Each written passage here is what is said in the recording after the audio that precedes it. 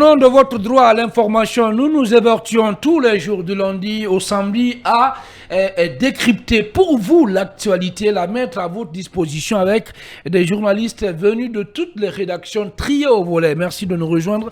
On a encore pratiquement une quarantaine de minutes à passer ensemble au compte de cette émission. Maintenant, on va évoquer ce sujet. Oui, Mfali Guilabori, les forces vives de Guinée qui annoncent la reprise des manifestations avec cette fois-ci une nouvelle stratégie qui consiste non seulement à récuser les autorités de la transition, mais aussi à organiser des sit-ins dans toutes les communes du Grand Conakry. Oui, les forces vives de Guinée donc, qui se retranchent toujours derrière leur positionnement et aujourd'hui la météo politique ne présage pas de beau temps avec cette sortie.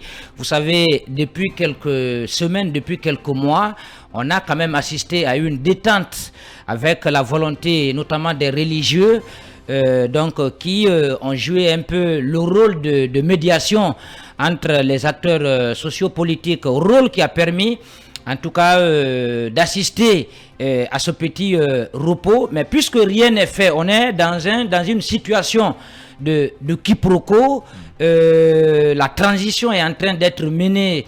On a comme l'impression que c'est un pilotage à vue aujourd'hui instauré par le CNRD qui est en train seul de diriger le pays, ce qui est à mon avis anormal parce que des engagements notamment ont été pris par le président de la transition avec des partenaires notamment la CEDEAO. Il y a un accord qui a été obtenu allant dans le sens de l'organisation d'un cadre de dialogue inclusif. Alors, ce cadre de dialogue ne vient pas. On assiste aujourd'hui à une sorte de fissure au sein du paysage politique. Et cette fissure est causée par le CNRD. Parce que vous avez des formations politiques aujourd'hui quasi alliées à la gestion qui apprécient tout ce qui est en train d'être posé comme acte par le CNRD. Et vous avez d'autres qui sont dans leur retranchement, qui n'apprécient pas, qui s'opposent de façon catégorique sur ce qui est en train d'être fait. Donc, d'où cette situation délétère. Alors, avec cette sortie des forces vives de Guinée, je crois que les acteurs vont encore reprendre leur hache de guerre, ce qui est vraiment lamentable parce que nous connaissons les points de réclamation des forces vives de Guinée, notamment c'est l'organisation d'un cadre de dialogue, la libération.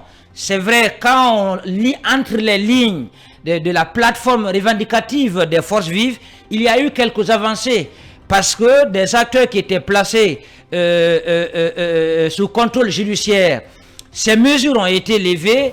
Il y a notamment des acteurs sociopolitiques, Fonike Mengue et si aujourd'hui, qui ont quand même bénéficié d'une liberté conditionnelle, ce qui a abouti à l'organisation d'un procès. Ils ont été acquittés, même si la procédure, la bataille judiciaire continue en seconde instance, mais ça a eu des répercussions sur le plan politique. Maintenant, le Premier ministre, qui est, si vous voulez, le métronome du cadre de dialogue, de son côté, il a quand même montré la volonté, mais il faut le dire, il lui manque, si vous voulez, un véritable logiciel politique pour pouvoir réunir tout le monde, parce qu'il ce qu'il doit faire, c'est de prendre en compte toutes les réclamations des forces vives de Guinée afin de faire asseoir autour d'une table tous les acteurs. Maintenant, il y a un premier cadre de dialogue qui a été organisé. Certainement, dans les recommandations qui ont été faites, il y a des points à apprécier. Il y a des points aussi qui ont été récusés par ceux qui n'ont pas pris part au cadre de dialogue.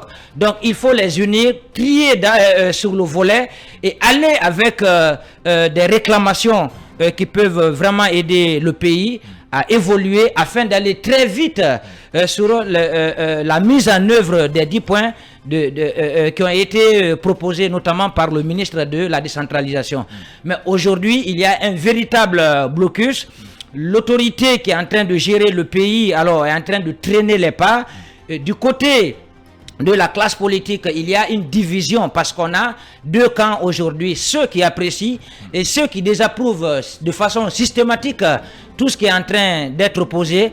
Donc il va de soi aujourd'hui le président de la transition qui aura quand même un bilan à présenter, de prendre le dessus de toutes les choses et de proposer un véritable mécanisme permettant de débloquer la situation. Et je crois que des solutions notamment ont été proposées par des acteurs politiques. Il faut encourager ceux qui sont à l'extérieur du pays de venir en leur garantissant notamment leur sécurité. Il y a des questions judiciaires, mais à ce niveau aussi, il faut qu'il soit quand même situé que quand ils seront là, ils ne seront pas tout de suite en prison, ils ne seront pas écartés dans la prochaine compétition électorale. Donc tout ça, je crois que c'est le pouvoir en place qui doit donner ces garanties, ce qui n'est pas en train d'être fait, ce qui fait que ceux qui sont à l'étranger ont peur encore de venir, de fouler le pied sous le sol guinéen afin de participer aux prochaines élections. Mais l'un dans l'autre, aujourd'hui, je crois que le président de la transition doit prendre les choses en main en débloquant, si vous voulez, la situation, parce que rien ne peut évoluer dans ce climat délétère. Alors, est-ce que dans un contexte, Kali Kamara, marqué par une espèce de militarisation systématique du pays, et de restriction même des libertés publiques, est-ce que vous pensez qu'avec cette nouvelle stratégie, que les forces vives de Guinée peuvent véritablement contraindre les autorités de la transition, en tout cas, à se plier, à accepter, en tout cas, à satisfaire ces revendications? Non, c'est que quand vous prenez la situation dans ce sens-là, vous allez vous tromper. Ne pensez pas que quand la ville va être militarisée, qu'il n'y aura pas de manifestations, c'est-à-dire que les manifestations vont être étouffées, mais les conséquences qui sont liées à cette stratégie, c'est ce qu'il faut aussi comprendre. Parce que il faut comprendre que l'État déploie beaucoup de moyens en faisant chaque fois recours aux forces armées. Et chaque fois que des forces armées sont dans la rue, n'oubliez pas que nous perdons énormément d'argent, énormément de fonds, parce qu'il faut diriger un budget spécifique à tout ceci. Donc, je pense qu'on pourrait mettre même ces fonds dans les élections. Donc, c'est d'abord l'une des conséquences. Et l'autre conséquence qu'il faut aussi tirer dans ces manifestations, c'est que nous allons maintenant vers un chemin qui n'est pas en droite ligne avec les objectifs du CNRD. Parce que je pense que l'objectif principal recherché par le CNRD, c'est d'abord le rétablissement de l'ordre public et faire en sorte qu'il y ait un président qui soit accepté de tous les Guinéens. Mais vous pensez qu'avec l'allure où vont les choses, que nous aurons atteint cet objectif? Moi, je pense que non. C'est pourquoi il est encore possible de voir comment arranger tout cela, parce que les manifestations, on va commencer. C'est vrai, on va dire qu'il n'y a pas eu de manifestations dans telle zone, il n'y a pas eu de morts dans telle zone, on va applaudir cela, mais je crains pour la finalité de la transition. La finalité de la transition, je l'ai toujours rappelé, c'est bien sûr légitimité que nous voudrions à la sortie de cette transition, c'est d'avoir un président qui va être légitime, qui va être vraiment le reflet de la volonté de tous les Guinéens. Mais quand nous allons encore avec un autre président qui va être ramassé par des combines que nous connaissons généralement, vous pensez que ça va être un pouvoir stable, ça va être un pouvoir qui va être qui va répondre aux aspirations des Guinéens? Ça va pas être le cas. C'est pourquoi c'est important, mon cher Omo, que le dialogue soit ouvert. Je déplore que le dialogue entamé par les forces vives, avec les forces vives, notamment avec la politique des leaders religieux, que cela aussi n'est pas abouti. Nous revenons à la même chose. D'ailleurs, j'étais craint que ça va être une simple démarche, une perte de temps. Et finalement, on s'est rendu compte que c'était une perte de temps. Et on a pensé que, je parle surtout du gouvernement, qui avait pensé à l'époque que quand il libérait les leaders, les responsables du FNDC, qu'on allait finir avec les manifestations, mais les revendications essentielles, les revendications fondamentales des forces vives sont encore là et qui ne sont pas encore répondues. Et en tant que ces revendications-là ne sont pas prises en compte, il faut comprendre que cette transition ne fera pas l'unanimité. Et si ça ne fait pas l'unanimité, ça nous ramène au chaos. C'est ce qui a été le cas du référendum organisé par l'ancien président Alpha Condé. On avait pensé qu'on a gagné tout, mais tout n'était pas gagné, parce que lorsque vous allez en solitaire, lorsque vous allez isolément, sans tenir compte de ceux qui ne sont pas avec vous, et en oubliant que ceux qui ne sont pas avec vous peuvent vous faire tomber. Et vous voyez, c'est ce qui en découle. C'est maintenant le bon moment d'arranger les choses avant d'aller aux élections. Il ne faut pas précipiter, aller aux élections en excluant ceux-là qui doivent être les grands compétiteurs. Lorsque vous faites cela, vous n'aurez pas obtenu ce que vous voulez. Et je trouve aujourd'hui que nous sommes dans ce sens-là. Il y a plusieurs manières aujourd'hui pour ce pouvoir, bien sûr, de ramener les choses sur le bon chemin. C'est bien sûr appeler ces partis politiques-là, comme le disait tout à l'heure Mori Mvali Glavoki, leur accorder cette indépendance de faire face à la justice. On ne dira pas qu'il faut les exempter de la justice, mais quand même leur accorder l'indépendance. Parce que tout cela est mis en cause aujourd'hui, ce qui fait que les leaders là ont peur de venir affronter la justice. Je pense que quand on leur montre toutes les possibilités, et les rassurer que quand ils viennent, ça ne va pas être une chasse aux sorcières ou alors un règlement des comptes, je pense bien que ça peut bien marcher. Mais le plus important actuellement, c'est une entente autour de tout ce qui va être. Il ne faut pas faire cette transition en pensant que c'est en fait votre propriété privée, comme aujourd'hui d'autres sont dans l'intention. Il faut le faire, c'est-à-dire en répondant aux revendications des Guinéens. Vous ne le faites pas pour un homme, vous ne le faites pas pour celui d'Alé, vous ne le faites pas pour Sidia, mais il faut le faire pour tous ceux qui sont derrière Selou, pour tous ceux qui sont derrière Sidia. Ce sont ces gens-là il faut regarder, parce que ce sont eux les Guinéens, ce sont eux qui sont derrière eux. Mais quand vous regardez l'homme qui est en face et vous voulez montrer l'ego à ces hommes-là, je pense que vous allez rater le chemin que vous avez emprunté. Alors, Mamadou Boye, est-ce que cette nouvelle stratégie des forces sociales de Guinée peut payer? Stratégie qui consiste, comme je l'ai rappelé tout à l'heure, je l'ai même rappelé dans le libellé, qui consiste d'abord à récuser les autorités de la transition et ensuite à organiser des sit-ins dans toutes les communes au même moment, les communes du Grand Conakry. Ça revient pratiquement à la même chose. Récuser les autorités et les forces vives l'ont toujours fait depuis un moment. Non, pas du tout. Non, depuis mais le 5 septembre, ils n'ont pas récusé les autorités. Non, attention. Écoutez, non. Tout porte à le croire que nous sommes dans une telle logique. Bien. Des sit-ins dans les communes, cela a été toujours fait. Mais le débat, depuis le 5 septembre, ça n'a pas aussi été fait. Oui, mais... Non, attention, Boye. Attendez, quand vous parlez de sit-ins... Il y a eu des appels à manifester, oui, à des marches pacifiques.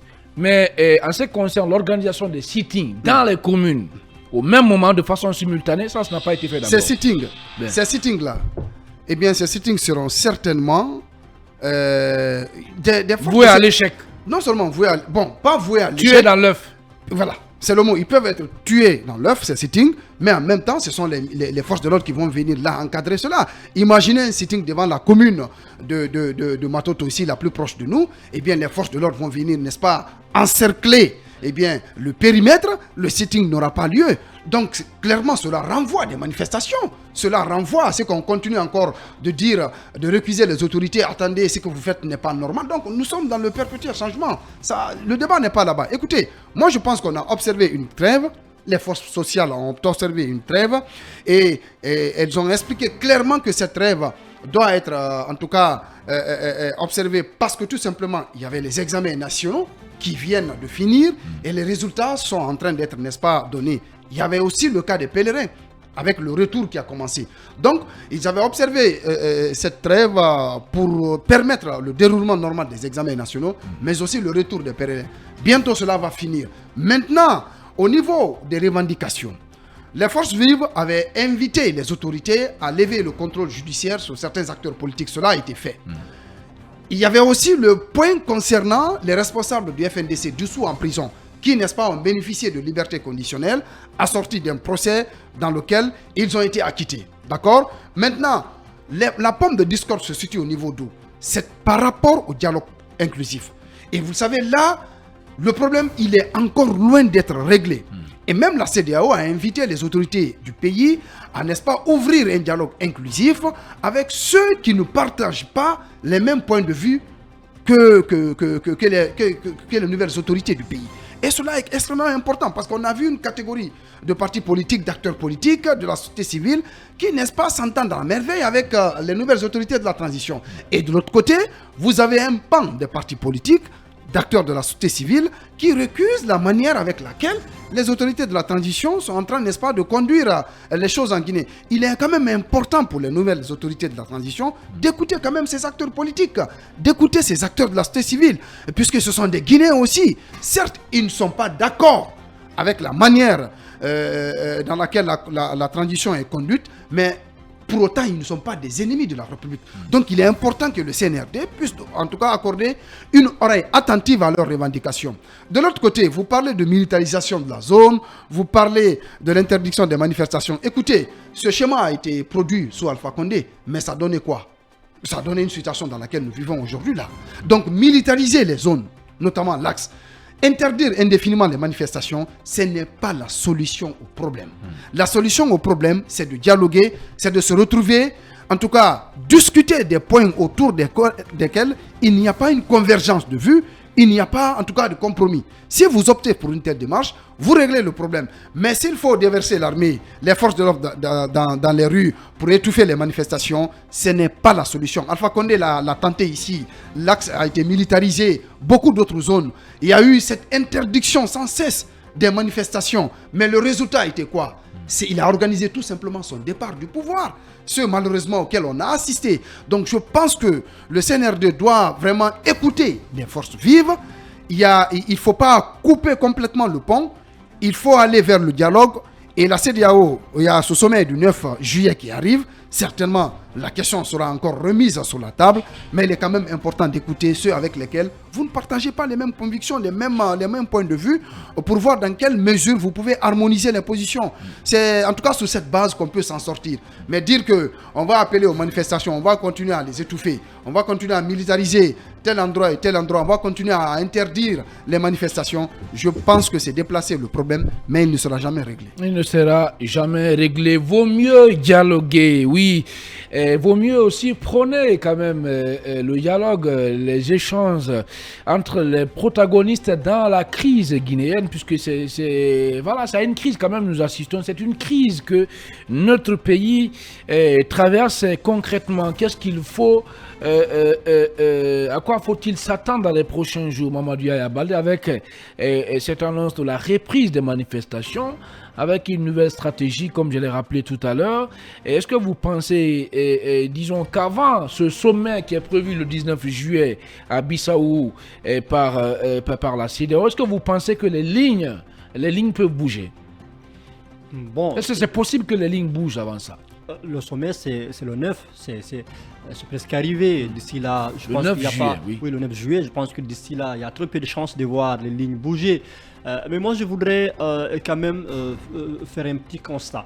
Le premier constat, c'est quoi? C'est que aujourd'hui, de par la gestion de la transition, il y a une classe politique pro-CNRD et il y a une classe politique anti-CNRD. Cela résulte d'une situation d'échec. C'est un échec parce qu'on n'aurait pas dû arriver là. Le but de la transition, ce n'est pas de se créer des ennemis. Des ennemis inutiles, surtout parce que ça nous éloigne des objectifs essentiels, ça nous amène sur des questions connexes. Mais malheureusement, aujourd'hui, il y a cette situation-là. Donc la gestion de la transition a produit cette situation-là, des pro et anti-CNRD. Je pense que ça a été une erreur stratégique. Je reviens sur la nouvelle stratégie. Pendant longtemps, même nous, la presse, on a demandé à ce que un peu les leaders des forces vives puissent quand même réfléchir un peu pour comment changer de stratégie. Et aujourd'hui, c'est quoi la nouvelle stratégie? C'est de récuser les autorités de la transition. C'est une décision éminemment politique.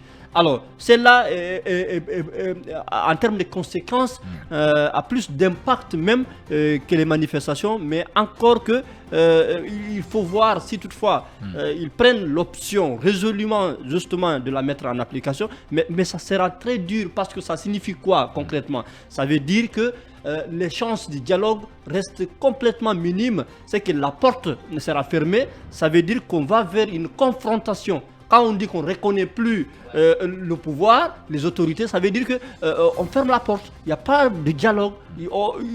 Et là, ça va résulter sur l'affrontement. Donc, je crois qu'il faut faire tout pour ne pas qu'on applique cette stratégie-là. Parce qu'elle a des conséquences très grave sur le plan politique. Ça va aller au-delà de l'alisement de la transition, mais ça sera extrêmement compliqué. Donc, c'est une stratégie très politique. Je ne sais pas si tout le monde, en tout cas, le voit comme tel, mais il ne faudrait pas qu'on en arrive là, parce que ça risque de coûter très cher à la Guinée et on n'en a pas besoin dans ce contexte actuel. Alors, autre chose, je crois que la CEDEAO, quand même, doit se bouger un peu à travers ce sommet-là. Il faut qu'on puisse complètement aller un peu de l'avant, sortir de ces discours, de ces communiqués, de cette diplomatie classique avec sa bureaucratie, sa lourdeur, sa formalité qui ne produit pas d'effet sur le terrain, mais il faut quand même exiger un peu des résultats de la part oui, mais attendez, au-delà des condamnations de principe, attendez, évidemment. Au-delà des condamnations de principe, au-delà disons des sanctions, au-delà des pressions même diplomatiques, concrètement, qu'est-ce que la CEDEAO peut faire? Venir à Conakry attacher les protagonistes? Non, ils n'ont même pas de corps pour le faire. Voilà. Donc, alors bien, donc ce n'est pas, c'est pas ce que je demande. Il est la responsabilité des Guinéens de résoudre cette crise, surtout les détenteurs du pouvoir, le CNRD. Et souvent, bon, on fait, comment on appelle ça? Il y a un truc qu'on fait en Guinée que je déteste. On ramène tout le monde dos à dos, on dit non, ils doivent s'entendre forcément. Non, c'est au CNRD, au gouvernement de tendre la main, de faciliter, bien entendu, de donner la possibilité de dialoguer, de discuter avec les éléments des forces vives de Guinée. Bien sûr, la solution, parce que de par l'extérieur, jusqu'à présent, ça ne donne rien. Les recommandations de la CEDEAO sont foulées aux pieds, on ne les écoute pas. Mais il faut que les rapports de force internes puissent s'exprimer. C'est là où les choses vont se jouer, à ce niveau-là. Maintenant, à quoi peut-on s'attendre par rapport également à cette question qui parle de ces nouvelles manifestations dans les mairies, devant les mairies? Ça, je n'y crois pas. Parce que comme on l'a dit, ils vont tuer ces manifs dans l'œuf, en tout cas en les dispersant ou en empêchant tout simplement leur mobilisation. Donc je ne crois pas à cette stratégie-là. Donc il faudrait quand même qu'on trouve une autre alchimie par laquelle on pourrait ramener ces positions, en tout cas autour d'une table. Mais pour le moment, je ne vois pas cette option-là, en tout cas, venir de sitôt. Oui, il faut retenir que l'histoire juge toujours à froid lorsque toutes les passions, les voix discordantes et les signaux des médias s'éteignent dans un pays. Aujourd'hui, je pense que le colonel, il lui revient en tout cas de revoir un peu le premier discours tenu à la prise du pouvoir. Aujourd'hui, je crois qu'on n'a pas intérêt qu'il y ait une crise profonde empêchant la mise en œuvre des 10 étapes de la transition. Et cette responsabilité revient au CNRD, en tout cas de trouver quand même une solution. Je pense que c'est très simple. Aujourd'hui, il y a quand même une plateforme revendicative des forces vives de Guinée que nous connaissons. Pourquoi ne pas mettre en œuvre, pourquoi ne pas prendre en compte ces préoccupations-là, aller au cadre des dialogues? Parce que même dans les recommandations des partenaires au développement, je pense qu'ils en ont mentionné presque dans toutes les recommandations au cours des sommets qui ont été organisés. Il n'y a pas eu encore de sommet, de rapport issu des sommets qui ont été organisés depuis la prise du pouvoir jusqu'à aujourd'hui, que les partenaires, notamment la CEDEAO, ne recommandent pas d'organiser un cadre de dialogue inclusif. Et moi, je pense qu'aujourd'hui, pour débloquer la situation, il faut que le CNRD quand même accepte le format qui fait unanimité. Bien. Le format qui consiste vraiment à réunir tout le monde, à mettre en avant toutes les conditions de transparence, toutes les conditions d'égalité, que le CNRD puisse mettre tout sur la table afin qu'il y ait vraiment une discussion franche, une discussion véritable pour aller très rapidement. Mais là, du côté des forces vives de Guinée, je pense qu'il y a eu plusieurs manifestations qui ont été organisées. D'ailleurs, c'est le plan A de la classe politique, ce qui est vraiment malheureux. Je pense que les choses doivent évoluer au temps de M. Alpha Condé, il y a eu autant de manifestations politiques. Je pense que ça n'a pas porté de solution. Aujourd'hui, il faut changer de fusil d'épaule. Il faut changer de mécanisme. Nous avons des institutions qui existent. À travers un communiqué, le CNRD a interdit les manifestations sur la voie publique. Il y a des institutions qui existent. Pourquoi ne pas saisir, pourquoi ne pas attaquer cette interdiction devant les juridictions? Il y a quand même la Cour suprême qui existe pour ça. Quand vous leur demandez, ils vous disent non, on a ça dans notre plan d'action, mais sauf que ça n'a pas encore été fait. Je pense que les manifestations de rue devraient quand même être le dernier recours. Mais il y a encore d'autres recours. Au-delà peut-être de la saisine des juridictions qui peuvent tabler dessus, il y a la voie diplomatique qu'il faut utiliser aujourd'hui. Parce qu'on sait que pour mettre en œuvre les 10 étapes, la Guinée aura besoin de l'argent. Et d'ailleurs, le département de M. Mori Condé en a fait cas. On a besoin des moyens pour mettre en œuvre les 10 étapes de la transition. Pourquoi n'est pas, si vous voulez, camper sur la voie diplomatique, passer par ceux-là qui doivent financer ces 10 étapes-là, pour leur demander que non, aujourd'hui, on est passé par 1000 et un moyens, on ne parvient vraiment pas à organiser un cas de dialogue. Merci. Donc, il faut, à ce niveau, par exemple, fermer le robinet. Le robinet, s'il n'y a pas de financement, je pense que ça pourrait être un moyen pour faire plier le pouvoir de Conakry. Mfali Guilavogui, directeur général adjoint du groupe Évasion. Le supplément se poursuit dans un instant sur Film Guinée.